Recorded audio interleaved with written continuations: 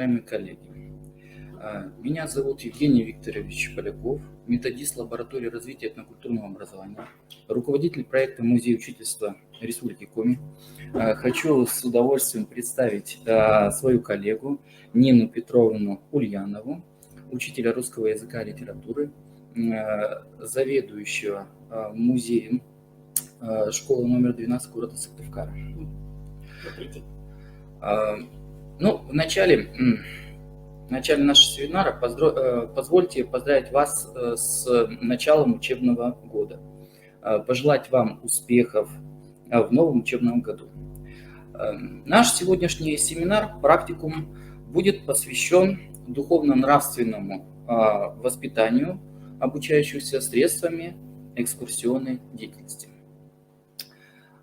Современное образование заявляет в качестве своего ориентира формирование духовно богатой личности. В концепции духовно-нравственного воспитания, а также в федеральном стандарте отражаются основные постулаты краеведческого и культурологического образования. Прежде всего, это присвоение учащимся общечеловеческих ценностей, а также освоение культурных ценностей своей этнической и социокультурной группы. В концепции духовно-нравственного развития и воспитания личности гражданина Российской Федерации в сфере общего образования говорится, что, цитирую, «современный национальный воспитательный идеал – это высоконравственный, творческий, компетентный гражданин России, принимающий судьбу Отечества как свою личную, осознающий ответственность за настоящее и будущее своей страны, укоренный в духовных и культурных традициях многонационального народа Российской Федерации». Вот я много раз говорил слово «культура». А что же означает это понятие? На самом деле существует более 100 определений этого термина.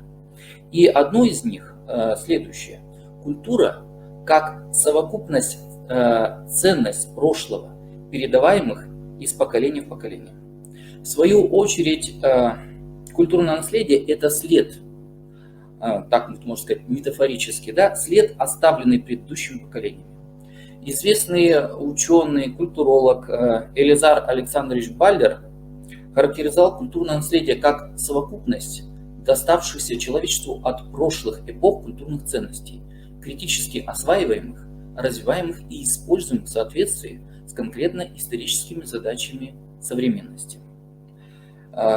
И поскольку наш семинар посвящен реализации в практике образовательных организаций Республики Коми экскурсионной деятельности, давайте попробуем связать два понятия – экскурсионная деятельность и культурное наследие. Экскурсионная деятельность – это педагогическое средство, инструмент освоения культурного наследия. А культурное наследие, в свою очередь, это объект познания. Субъектами освоения культурного наследия, соответственно, становятся учащиеся, ну и в какой-то степени учитель тоже. Да? Так, культурное наследие является не просто украшением, а обладает значительным образовательным и воспитательным потенциалом. Важнейшая функция культурного наследия – информационная. То есть, прежде всего, это передача каких-то знаний. Да? Вот, например, на фотографии изображен мемориальный комплекс «Аллея Славы», расположенный в городе Сыктывкаре на улице Коммунистической. Что можно узнать, изучая этот памятник? Как вы думаете? Можно узнать, кто из наших земляков сражался на фронтах Великой Отечественной войны посредством детального изучения мемориальных плит. Кто из наших бойцов имел звание и имеет звание Героя Советского Союза. Центральной композицией мемориального комплекса является памятник «Вечная слава». И этот памятник представляет собой скульптуру 3 женщин: жену, дочь и мать солдата.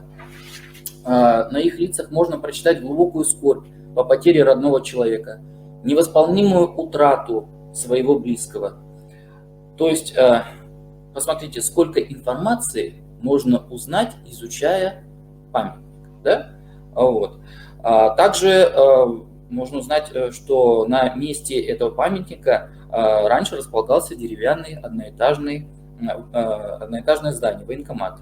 Оттуда во время Великой Отечественной войны уходили на фронт жители Сыктывкара. Следующая функция культурного наследия – это аксиологическая функция. Аксиология – это наука о ценностях. То есть аксиологическая функция ценностная. Аксиологическая функция ориентирует личность и общество в мире ценностей. То есть формирует и расширяет представление о идеалах, нормах, канонах. Ведь именно культурное наследие дает возможность помнить и почитать людей прошлого.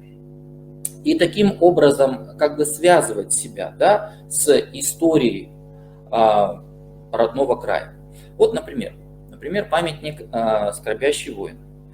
Так же, как и памятник «Мемориал Вечная слава», он располагается на улице Коммунистической, посвящен воинам, погибшим в локальных войнах. Скульптура изображает воина, присевшего отдохнуть после боя. Солдат склонил голову, опустил руки на колени, о чем-то думает. О погибших однополчанах, о цене жизни и смерти, о родных и близких. Какими же ценностными ориентирами обладает этот памятник? Ценность мира, ценность жизни и так далее. Ну, еще одна из таких важнейших функций, на самом деле у культурного наследия очень много функций, но еще одна из таких функций важных – это коммуникативная функция, которая предполагает обмен и взаимодействие всех участников экскурсионной деятельности. Да? Вот, например, изучая какой-либо памятник, можно узнать информацию путем раскодирования, расшифровки информации, которая объективирована вот в этом памятнике. Вот, например, в городе Усинске установлен памятник гигантскому комару. То есть один из самых таких необычных памятников в России. Вот при осмотре скульптуры учащимся можно задать такой вопрос. Почему памятник этому насекомому был установлен в городе Усинске? Почему памятник получил название комар-нефтяник? Какие детали позволяют подтвердить этот факт? И давайте попробуем ответить на эти вопросы. Значение установки скульптуры именно в городе Усинске определяется тем, что Усинский район расположен на территории лесотундры. То есть комары в здешних местах – это нормальное явление. Да? Вот. А почему именно комар изображен в образе нефтяника? Да? Потому что Усинск – это действительно город нефтяников. Поэтому и комар изображается в этом образе, в защитном костюме, очках, каске. Вот таким образом культурное наследие обладает огромным духовно-нравственным потенциалом. Проблема приобщения учащихся к историко-культурному наследию Коми-края является одной из важных задач образовательной политики Республики Коми. В большинстве общеобразовательных организаций республики освоение культурного пространства происходит посредством экскурсионной работы. И хочу представить вам один из методов экскурсионной работы, который называется образовательное путешествие. Итак, образовательное путешествие. Что это такое? Образовательное путешествие – это педагогический метод, позволяющий преобразовать окружающий предметный мир в среду развития личности посредством распредмечивания исследуемых историко-культурных объектов. То есть данный метод ставит своей целью научить школьника путешествовать в пространстве культуры, прокладывать в нем какие-то свои маршруты, находить ориентиры, способные открывать дверь к прошлому. Причем это делать самостоятельно, без опоры учителя. Вот какой главный момент в образовательном путешествии. Самостоятельное исследование объектов культурного наследия. Вообще под термином образовательное путешествие его создатель, известный педагог, краевед Иван Михайлович Гревс, он понимал движение человека по миру в результате которого происходит такое ощущение непосредственной сопричастности миру. То есть непосредственная сопричастность ученика к изучаемому объекту. Вот какие важные вещи есть. То есть существенное отличие образовательного путешествия от традиционной экскурсии заключается в том, что оно ориентировано не столько на приобретение информации, сколько на освоение историко-культурного опыта человека. Если объектом экскурсионного изучения является конкретные здания, памятниками, то объект внимания образовательного путешествия – это социальный и культурный опыт человека, передающийся через объекты культурного наследия.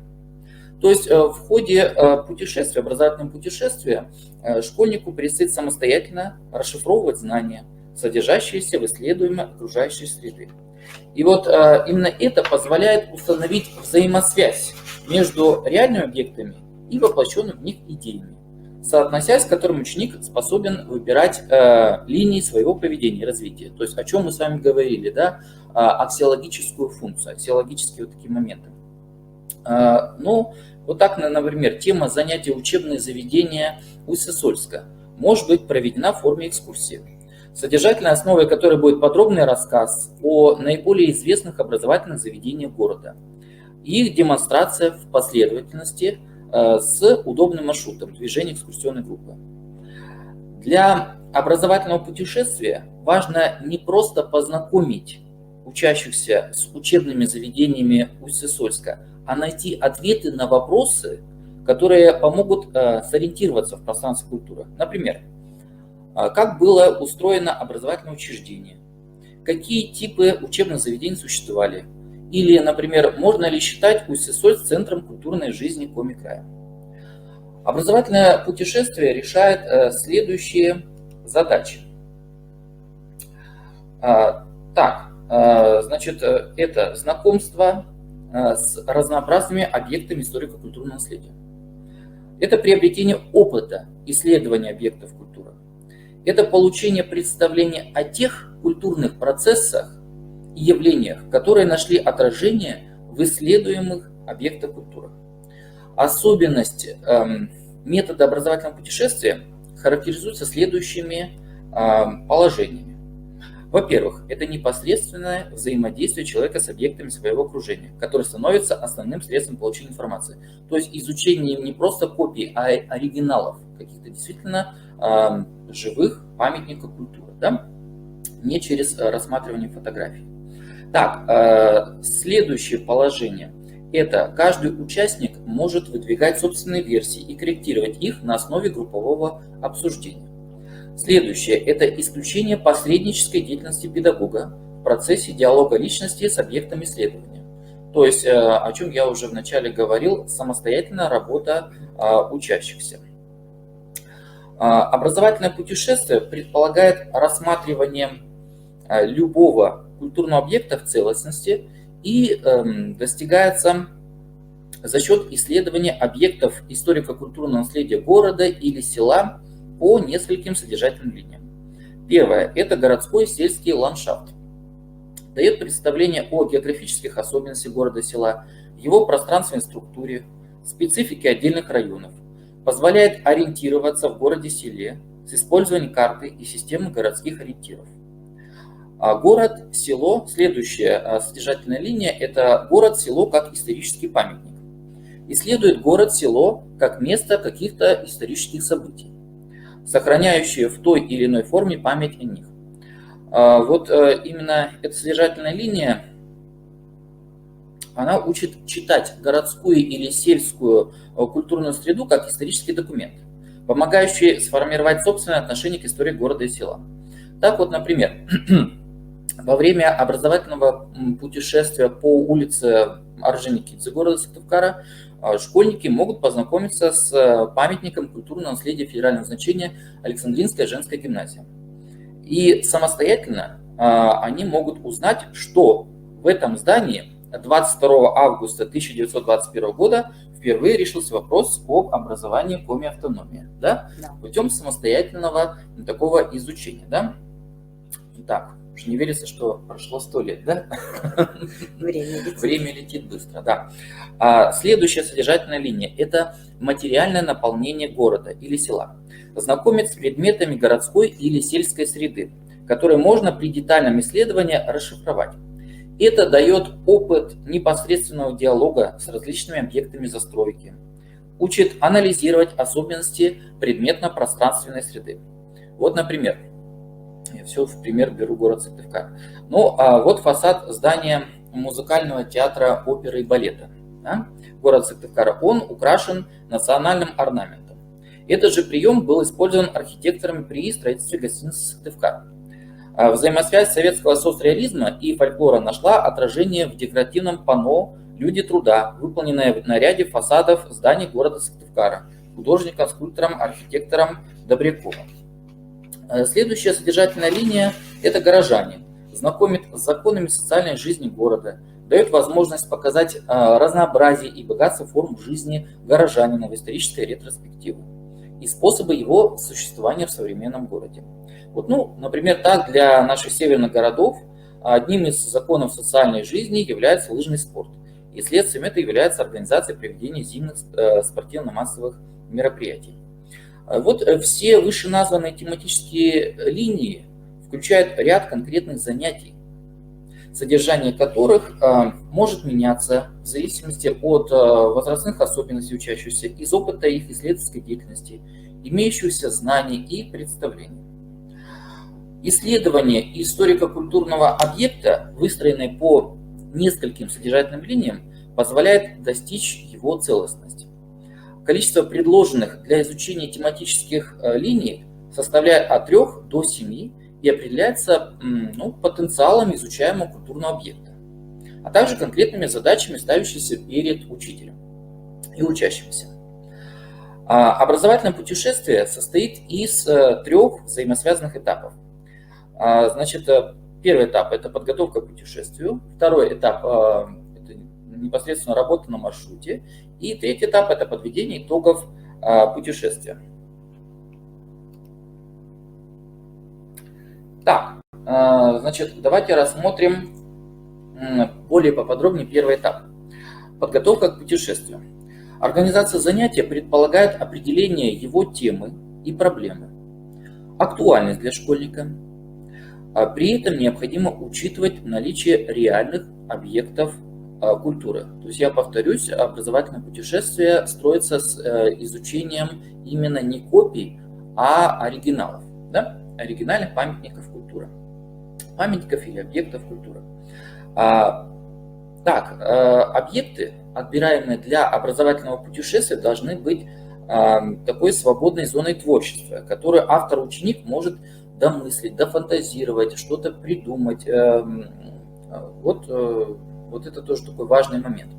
Подобрав объекты исследования, необходимо составить маршрутный лист, который является вот таким своеобразным путеводителем. Да? Маршрутный лист не только указывает дорогу, но и содержит вопросы и задания, а также подсказывает способы исследования объектов культуры. В маршрутном листе указаны исследуемые объекты, порядок действий учащихся при исследовании данных объектов, вопросы и задания для учащихся для самостоятельной, повторюсь, для самостоятельной работы. Разработка методического аппарата маршрутного листа предполагает включение вопросов, позволяющих сконцентрировать внимание учащихся на каком-то детальном изучении объекта культуры, да, на таком глубоком анализе изучения. Вопросы должны носить, не должны, они могут носить открытый характер. Да? То есть не предполагать ответов по типу правильно, неправильно, да, нет. А задача вопросов стимулировать учеников к высказыванию каких-то различных версий, предположений, аргументации и так далее. При разработке заданий учитель может опираться на различные виды творческой деятельности младших школьников. Ну, не только младших, но учащихся основной школы и старших учащихся старших классов. Это дает им возможность осмыслить информацию, полученную в процессе исследования, творчески преобразовать эту информацию, да, и вот освоить на личном своем опыте. Следующей ступенью предварительной работы является подготовка учащихся к экскурсии, к образовательному путешествию. Да? Путешествие предполагает наличие у школьников какого-то определенного багажа знаний, да, об исследуемых объектах. Выбирая маршруты, учитель обязан учитывать уровень подготовки своих учеников, их интеллектуальные возможности, их познавательные интересы. Да? Следующий этап, второй этап, это непосредственно работа на маршруте. Основной частью образовательного путешествия является самостоятельная работа учащихся на маршруте.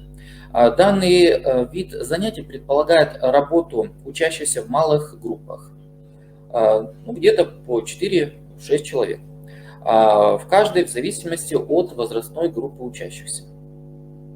Каждая группа получает свой собственный маршрут. Путеводные маршруты групп не должны совпадать. Образовательные путешествия в малых группах могут проходить в различных районах города, но при этом решать поставленные перед путешественниками задачи. Каждая группа учащихся сопровождается педагогом, основная задача которого – организовать работу учащихся, выбрать наиболее удачные и удобные точки для осмотра, обеспечить безопасность школьников. Во время работы на маршруте учитель направляет внимание школьников на самостоятельное исследование объекта. Задача педагога состоит в том, чтобы помочь найти пути получения информации, организовать исследовательскую деятельность учащихся, оперируя вопросами и заданиями маршрутного листа. Важнейшей составляющей успешного проведения занятий является умение школьников работать в группе. Существует такой негласный ряд правил инструкций для групповой работы, для группового исследования. Первое – это выслушивать суждение каждого участника путешествия. Помнить, что каждый имеет свое право на свое мнение, не перебивать участника образовательного путешествия, да, корректировать собственные высказывания в процессе обсуждения. То есть ученики должны правильно выстраивать диалог. Да? В процессе исследования объекта у учащихся могут возникнуть затруднения при выполнении заданий маршрутного листа. И задача педагога заключается не в формулировании каких-то готовых ответов, а в указании каких-то возможных путей поиска учащимся недостающей информации. То есть учитель не должен давать какую-то готовую информацию, а направлять, сделать так, чтобы ученик сам открыл для себя вот эти знания, понимаете? Ну и последний, третий этап, это этап подведения итогов. Да? Значит, заключительным этапом образовательного путешествия является итоговое занятие, в ходе которого предполагается защита собственных исследовательских работ. Защита – это что такое защита? Это обсуждение, в результате которого высказываются версии по поводу заявленной в ходе подготовки к занятию проблеме путешествия. Ученикам предлагается ответить на вопросы, обозначенные в маршрутном листе, и на основе этого изложить свой взгляд на проблему, аргументировать собственную точку зрения с помощью результатов своих исследований. Первоначально эта работа проводится в каждой из подгрупп, а затем уже при общем обсуждении. Да? Форма проведения итогового занятия может быть различной. Это может быть презентация, это может быть выступление подгрупп, это может быть обсуждение, это может быть дискуссия, это могут быть дебаты. Главное, чтобы занятие имело такой открытый характер, да, где каждый участник образовательного путешествия мог предложить какие-то свои варианты, свои высказывания на проблему. То есть он должен высказывать свои версии по поводу обсуждаемых каких-то проблем.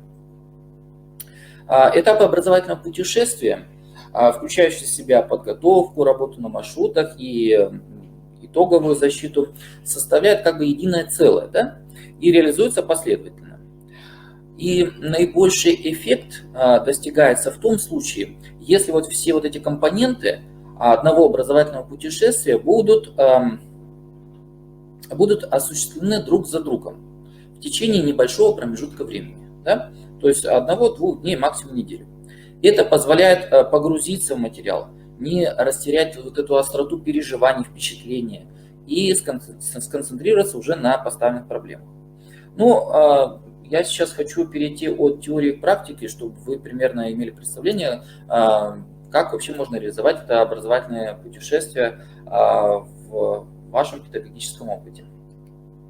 Итак, вот представляю вам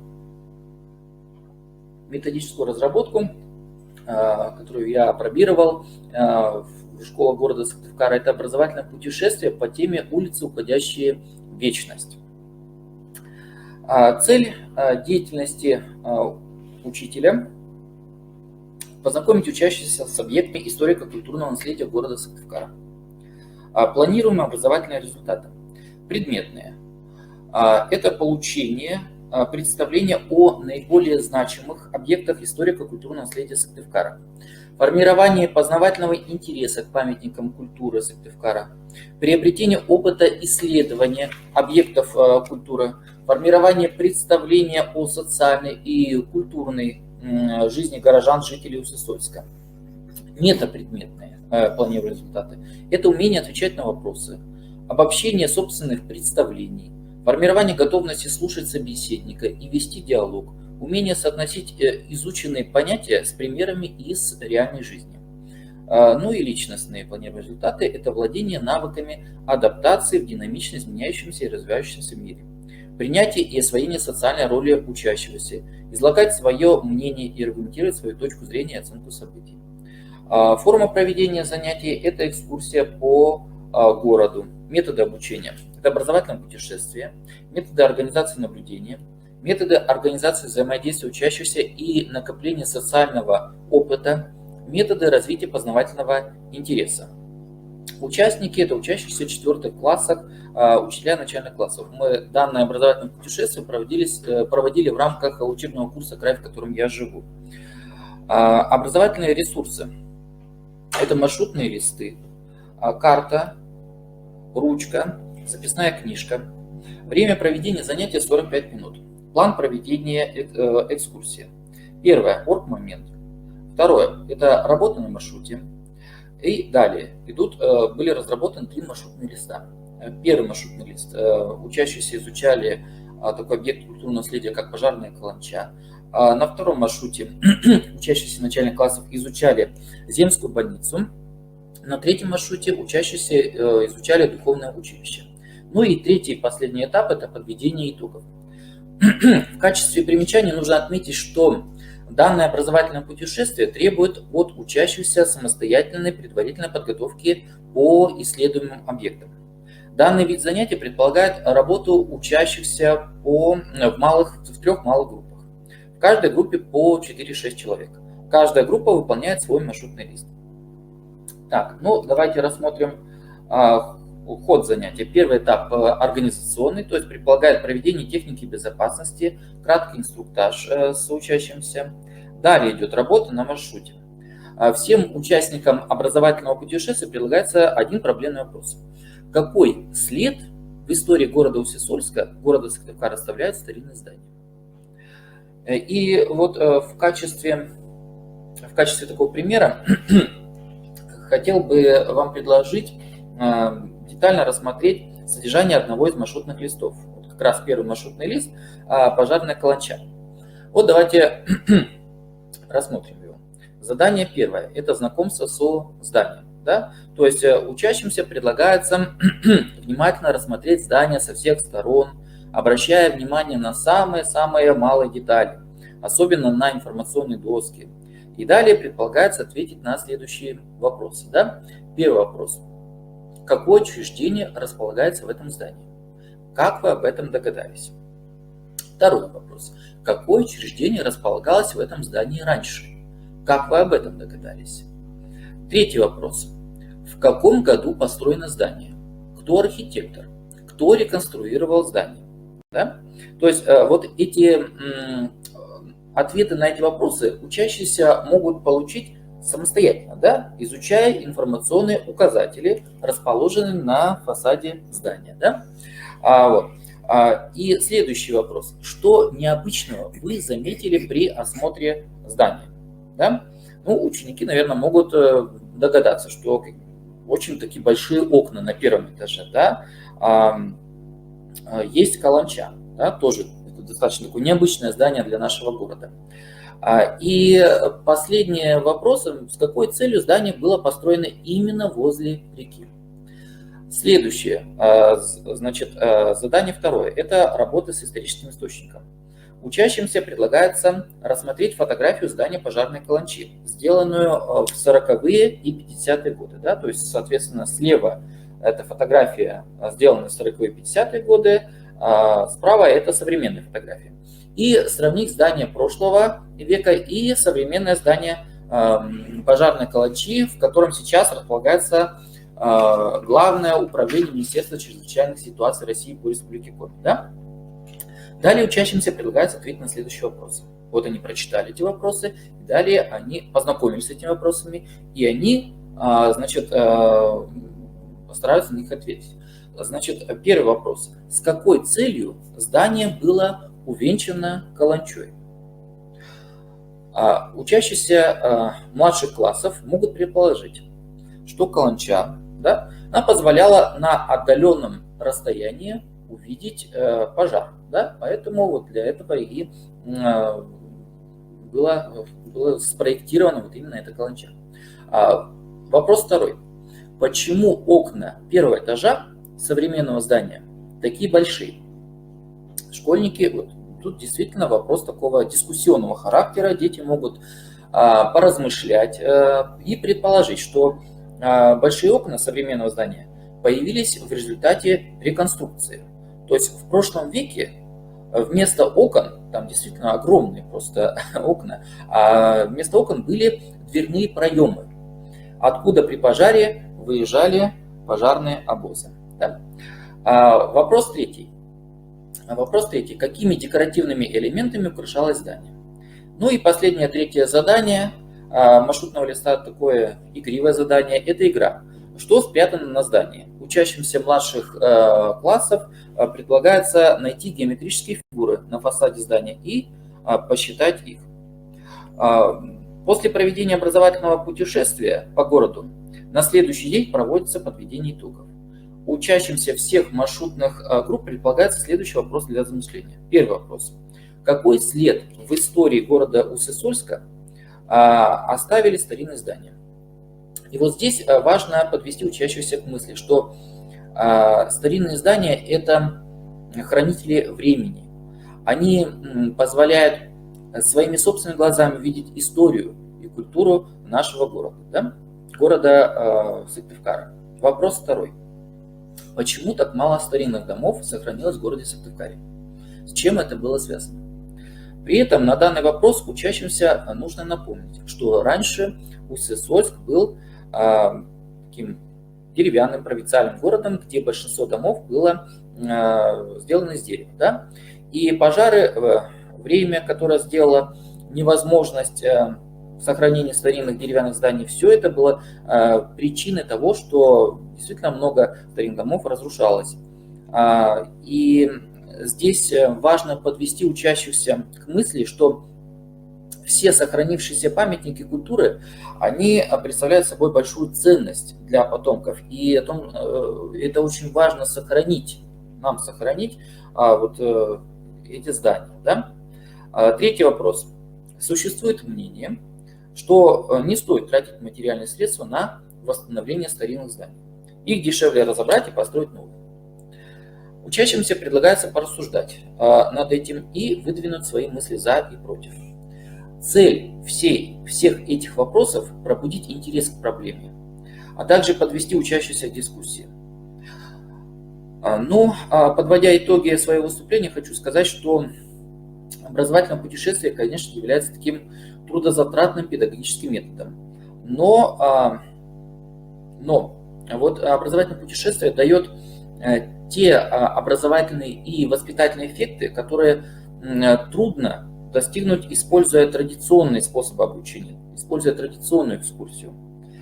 И путешествие превращает окружающий мир в такую некую развивающую среду, которая обладает такими достаточно большими возможностями для стимулирования личностного роста школьников. Но сейчас позвольте мне передать слово своей коллеге Нине Петровне. Еще раз напомню, заведующий музей средней общеобразовательной школы номер 12 города Сыктывкара. И... Спасибо. Да. Спасибо большое. Очень приятно сегодня участвовать здесь. Добрый день, во-первых, всем, кто присутствует на нашем семинаре. И очень приятно, что поднимается вот этот вопрос не просто духовно-нравственного воспитания в экскурсионной деятельности. Очень интересная форма сейчас. Я заслушалась даже, думаю, как бы ее применить на практике получше, потому что действительно очень продуктивный вид, метод работы предложен. Но мне хотелось бы поговорить о том, что вот и школьные музеи, которых у нас достаточно в республике и в городе, они имеют очень большое значение в духовно-нравственном воспитании учащихся. Мне кажется, они немного недооценены еще, потому что это как раз то, что позволяет воспитывать учеников не голословно, не вот там где-то что-то происходит, а конкретно на своих примерах. Ведь наш музей, во-первых, имеет полное название «Музей боевой и трудовой славы средней школы номер 12 имени Олега Кошевого». И основные экспозиции, конечно же, две. У нас много экспозиций, но вот две основных. Это деятельность подпольной комсомольской организации «Молодая гвардия». Не просто так появилась эта экспозиция в 1947 году, а школа образована в 1936 году. Вот буквально через 11 лет после образования школе, школе было присвоено имя Героя Советского Союза Олега Васильевича Кошевого, одного из руководителей вот этой подпольной организации. И естественно, что в музее большое место уделяется вот работе в этом направлении. И опять же это не голословно, потому что, смотрите, в 1937 году, 47 году, извините, школе было присвоено имя, а в 48-м уже первая группа ребят отправилась в Краснодон. Поэтому все материалы, которые там выставлены, это не просто картинки какие-то, плакаты, это то, что было увидено собственными глазами детьми, это то, что было там услышано прямо по горячим следам. В 1943 году молодая организация была, ну как сказать, уничтожена, так можно сказать.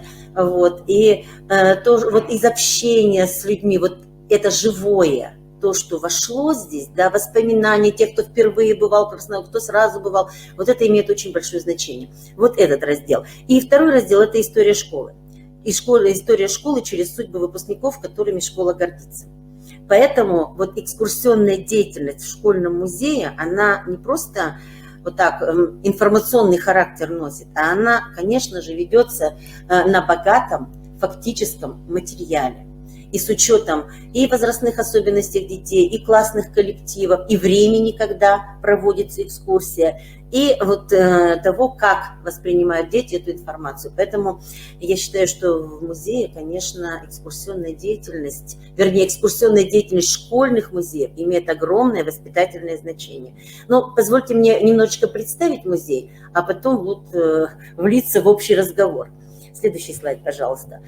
Вот здесь подробно уже близко видно, что это раздел Молодой гвардии, подпольной организации «Молодая гвардия».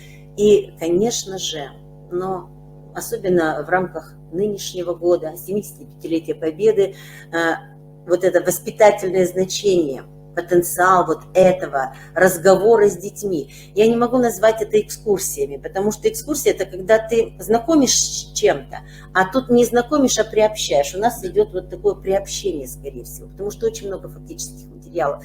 И рисунки детей того времени, и роман, вот один из первых романов, который был избран «Молодая гвардия».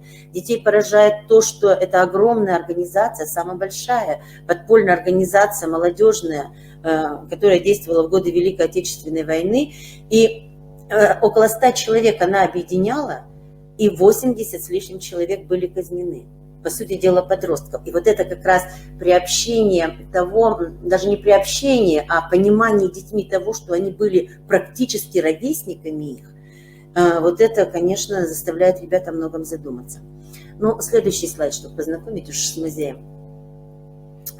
Следующий слайд – это как раз одна из экспозиций, самое начало становления школы, 36-й, 40-й годы. Это как раз через фотографии знакомства с судьбами людей, которые, по сути дела, в большинстве своем прошли через Великую Отечественную войну.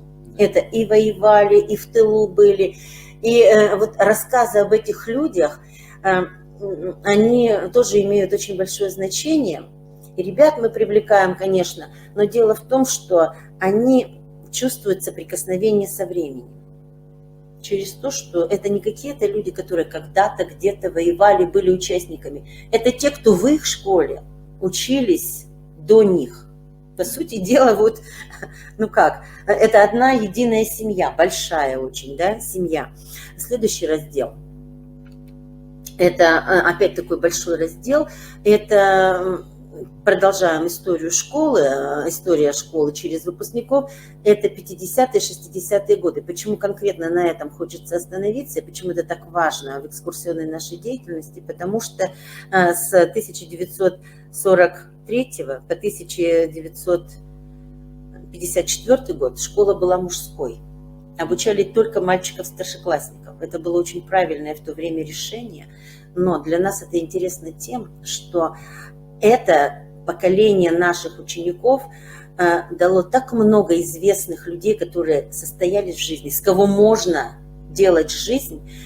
Поэтому экскурсии вот по этому разделу, они, конечно, имеют очень большое значение. Рядом там еще видно временная экспозиция, это посвященная столетию ВЛКСМ. Да, о таких событиях тоже нельзя забывать, это тоже очень воспитывает детей. Еще хотелось бы обратить внимание, вот есть у нас гордость нашей школы, тоже следующий слайд, пожалуйста. Это наш директор, замечательный человек Борис Иванович Захаров, легенда, педагогическая легенда, я считаю, города Сыктывкара, очень известный человек и в городе, и в республике. И это человек, который был одним из первых почетных граждан города Сыктывкара, но под номером 1, потому что фамилия Захаров, да, начиная от алфавита, их 4 было. Это кавалер ордена Трудового Красного Знамени. Его имя занесено в Книгу трудовой славы Республики Коми. И вот на примере таких людей, жизни этих людей, естественно, мы и воспитываем детей. Поэтому я к чему веду разговор? К тому, что в школьных музеях, не только в нашем, любая экскурсия, это даже не экскурсия, это приобщение, это духовный рост детей. Потому что когда мы говорим с детьми, да, об этом, показываем им какие-то экспонаты. Вот там есть у нас, скажем, выпускник школы привез в дар школе камни, которые собрал, будучи в экспедиции в Антарктиде, да. То есть, понимаете, вот и оказывается, можно и там побывать, да, и здесь, и попробовать что-то, пощупать своими руками. Поэтому это, конечно, школьный отдельный разговор. Отдельный разговор, и я хочу сказать, что мы всем этим богатством, конечно, пользуемся. Но поскольку сегодня у нас идет разговор об образовательном путешествии больше, правда, вот от новых методиках, я бы хотела поделиться небольшим опытом в этом направлении. Можно следующий слайд? Опять же, вот она экспозиция, посвященная Борису Ивановичу. Сердце отдано школе. Борис Иванович Захаров, известнейший человек, все материалы, диплом об окончании института, наградные материалы здесь, его личные записи, тетради, фотографии, отражающие его деятельность, и мальчик, который смотрит на эти экспонаты. Это человек, молодой человек, которому дано задание, у него поручение, своеобразное поручение, он должен изучить эти материалы и попытаться определить, что же там главное, и донести до своих одноклассников. Я считаю, что вот такая подобная деятельность в школьном музее, она помогает как раз и развивает, и поднимает личность, и вызывает какой-то интерес. Вот. И далее прообраз такого, я, конечно, не назвала бы это образовательным путешествием, но это уже не просто экскурсия. Можно следующий слайд? Опять же, мы практикуем, что... вот посмотри, это элементы нашей экскурсионной работы, когда класс приходит на экскурсию, и он получает задание воспользоваться богатым материалом музея. Задание такое, рассказать, а кем можно стать, если учиться в школе, иметь свою мечту и уметь ее реализовать. Да. Поэтому за каждой фотографией на стенде это биография людей, но людей значимых. Да? Вот было дано задание найти среди выставленных экспонатов, среди там, фотографий, да, фотографии людей, которые являются заслуженными работниками любой отрасли Республики Коми. И вот ребята ищут эти материалы. Дано им время, они смотрят какие-то там, ну, может быть, где-то фотографии рассматривают, где-то там папочки им даны об этих учениках. Да? Вот они находят и выбирают свою область какую-то. Можно следующий слайд? Потому что они разновозрастные ребята у нас. Угу. Нет, там перепрыгнулось немножечко. Еще сюда-туда. Видите, разного возраста ребята, но очень хорошо здесь видно вот этот неподдельный интерес.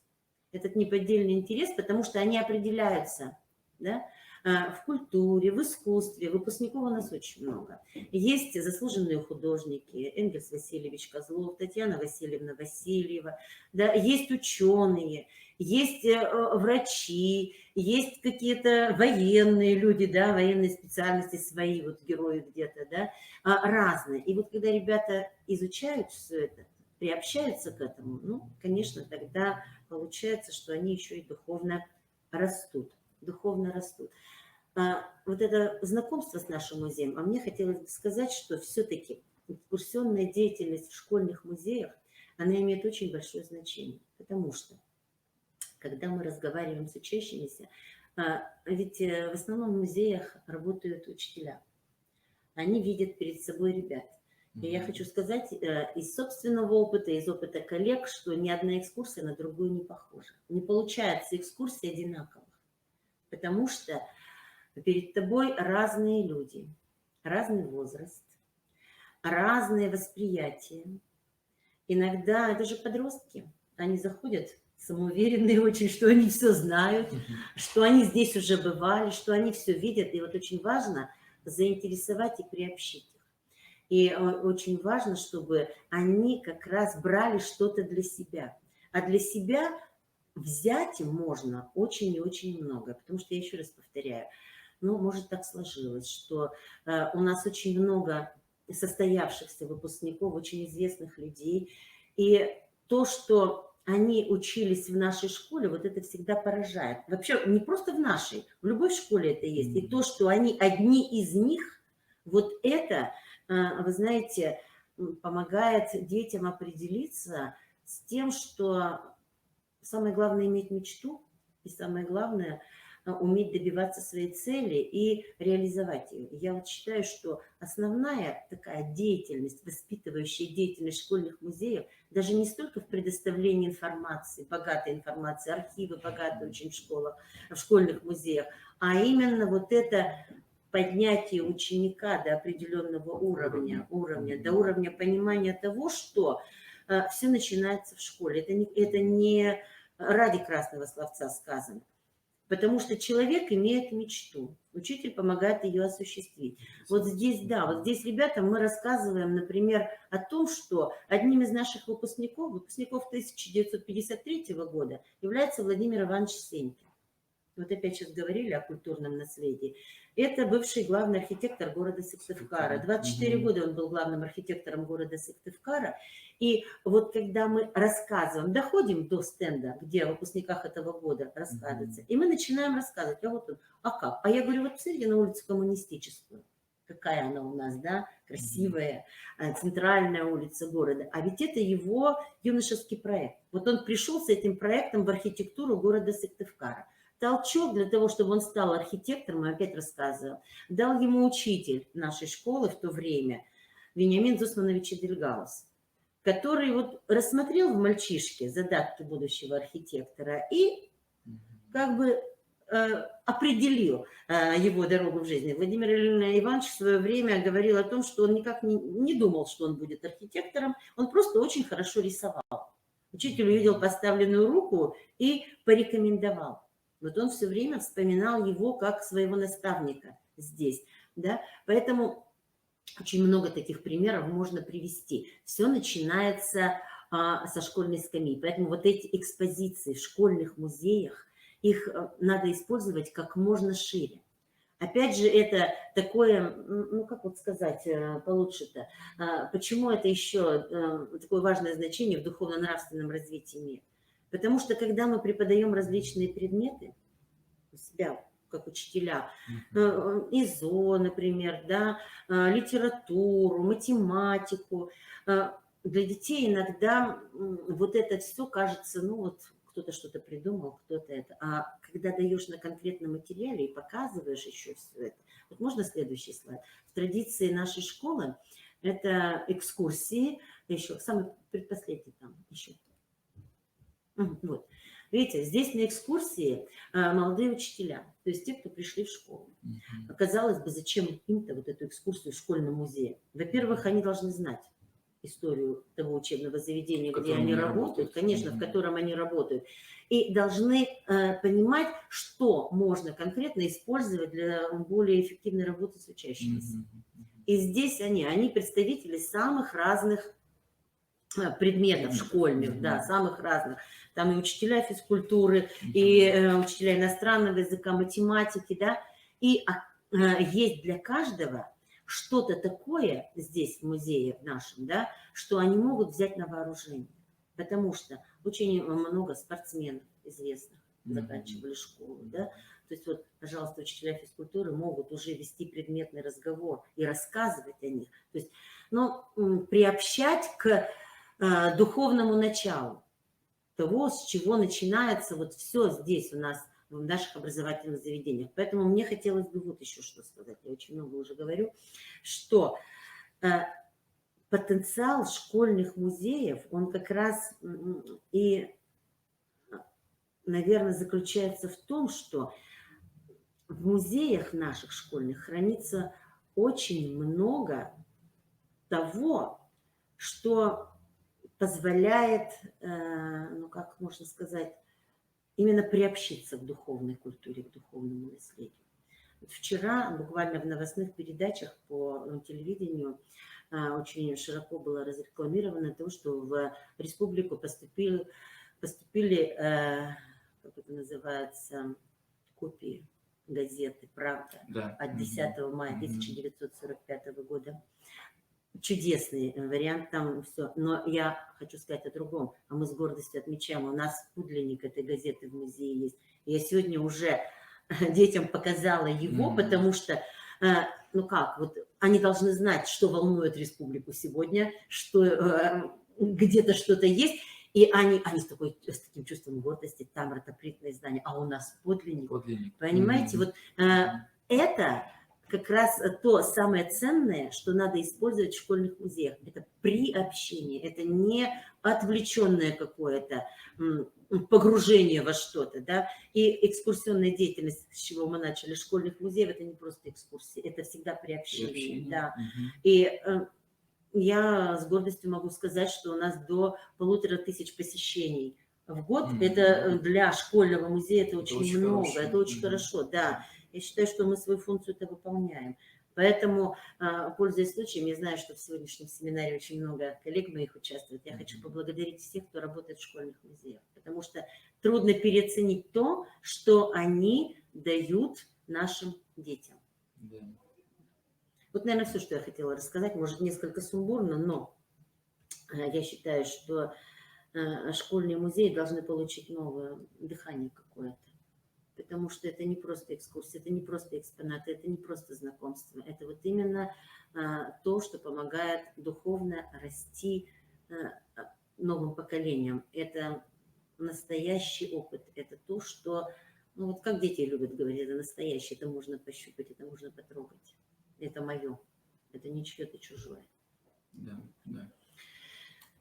Так что спасибо большое. Ну, подведя тоже итоги нашего выступления, вот две важные мысли, да. Во-первых, о важности экскурсионной работы, как в пространстве города, села, так и в пространстве музея. Важно потому что это приобщает учащихся, в первую очередь, к их духовной культуре, к личностному росту. И вот Нина Петровна подчеркнула очень важную мысль о том, что важно именно живое общение с подлинниками, да, не с копиями, а подлинниками. Вот. И, пользуясь случаем, еще раз, Нина Петровна, поздравим всех педагогов с праздником, с началом учебного года. Надеемся, что учебный год будет не такой, как в прошлом году, без всяких коронавирусных таких проблем. Вот. Удачи вам. Вот. Всего самого наилучшего.